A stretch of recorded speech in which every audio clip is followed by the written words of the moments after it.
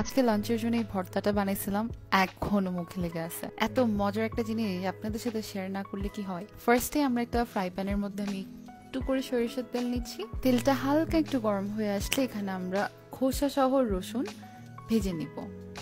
রসুনটা আমরা একটু পোড়া পোড়া করে ভাজবো। আর এটা যাতে মাখাতে সহজ হয়, একটু নরম হওয়া দরকার, সেজন্য আমরা এটা ঢেকে দিব। আমি কি করেছি, 2-3 মিনিটের জন্য ঢেকে আবার একটু নাড়াচাড়া করে দিলাম, আবার ঢেকে দিলাম। এভাবে আমি 3 বার কন্টিনিউ করেছি। টোটাল আমার 10 মিনিটের মতো লেগেছে। অ্যান্ড প্রথম 5 থেকে 6 মিনিট আমি হিটটা মিডিয়াম টু লো রেখেছি। পরের 5 মিনিট আমি ফ্লেমটা একদম বাড়িয়ে দিয়েছিলাম। 10 মিনিটের মাথায় রসুনগুলো একটু নরম হয়ে আসবে, সুন্দর একটা গ্রান আসবে এবং একটু পোড়া পোড়া হয়ে আসবে। রসুনগুলো আমি একটা প্লেটে নিয়ে একটু ঠান্ডা হতে দিব। মিনওয়াইল আমি সেম প্যানের মধ্যে আর একটু সরিষার তেল নিচ্ছি এবং এখানে একটা পেঁয়াজ কুচি করে দিলাম, সাথে দিব কয়েকটা শুকনা মরিচ এবং কয়েকটা কাঁচা মরিচ।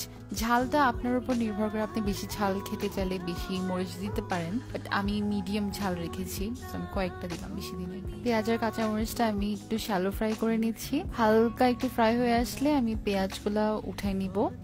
শুকনো মরিচটা রেখে দিব আরো কিছুক্ষণের জন্য। শুকনো মরিচটা আর একটু কালচে কালচে হয়ে আসলে এরপর উঠাবো। তোমার পেঁয়াজ আর কাঁচামরিচ ডান। আর আরো 1 থেকে 1.5 মিনিট আমি শুকনো মরিচটা হাই ফ্লেমে একটু ভেজে নিলাম। একটু কালচে কালচে হয়ে আসার পরে শুকনো মরিচটাও উঠে নিলাম। তো এখন আমার সব উপকরণ রেডি। রসুনটাও ঠান্ডা হয়ে আসছে, এখন আমি ম্যাজিকের মতো এটা ছিলে নিলাম। That is it. এখন আমরা সবগুলো একসাথে মাখিয়ে ভর্তা করে নিব। আমি একটু ধনিয়াপাতা কুচি করে নিলাম। সবার প্রথমে আমি একটু করে লবণ নিচ্ছি আমার হাতে, অল্প করে লবণ দিচ্ছি।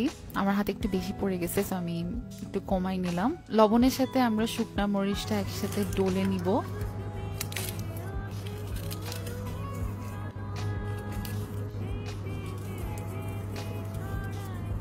আমরা গ্র্যাজুয়ালি একটার পর একটা মাখাবো। প্রথমে শুকনা মরিচ আর লবণটা কষলে নিলাম, এরপর সাথে এখন পেঁয়াজটা মিশানো শুরু করব। এরপর আস্তে আস্তে রসুন এবং ধনিয়াপাতা মিশিয়ে ভর্তা করে নিব।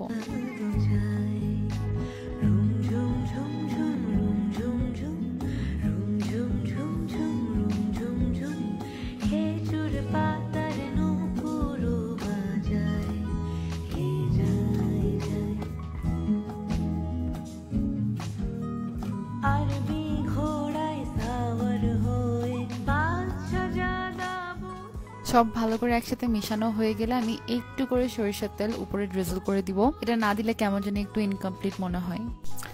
দ্যাটস ইট, আমার ভর্তা রেডি। এখন এটা আমি গরম গরম সাদা ভাতের সাথে খাবো। এটা খুবই মজা, আপনি একবার ট্রাই করে দেখেন। ভালো লাগলে আমাকে জানাবেন কেমন লেগেছে। Thank you so much. আল্লাহ হাফেজ।